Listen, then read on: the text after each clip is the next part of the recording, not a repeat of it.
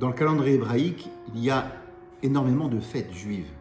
Et en particulier, il y a une période austère, une période triste, une période de deuil qui dure plus de 3 semaines dans le calendrier hébraïque.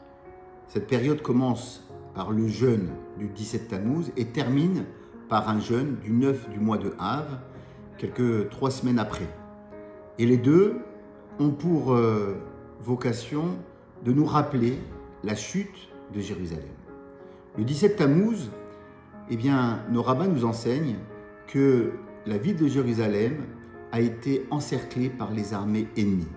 Lors du premier temple, c'était par les armées babyloniennes, avec à leur tête le roi Nabuchodonosor, et plus tard, plus de 400 ans plus tard, c'est le deuxième temple de Jérusalem qui allait être encerclé par les Romains.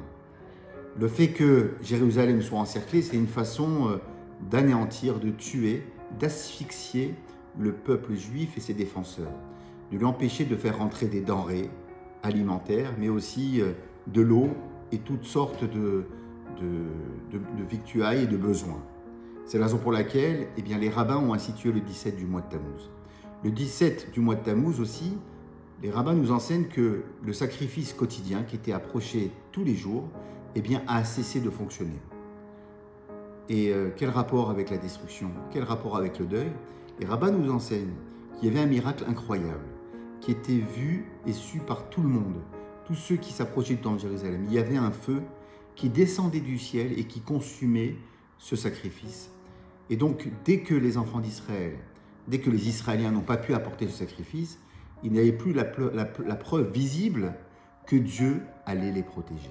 C'est la raison pour laquelle le fait de ne plus pouvoir apporter ce korban tamid, ce sacrifice quotidien, a été très mal vécu par l'ensemble des enfants d'Israël. On nous raconte aussi que le 17 Tammuz, c'est le jour où Aposthumus est rentré dans le Echal, dans le sacré, et a brûlé le Sefer Torah.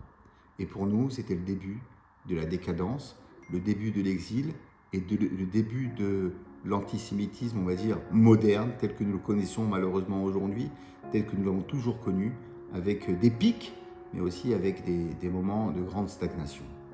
Puis Akadosh Baruch Hu nous apporter la paix et la tranquillité. Amen.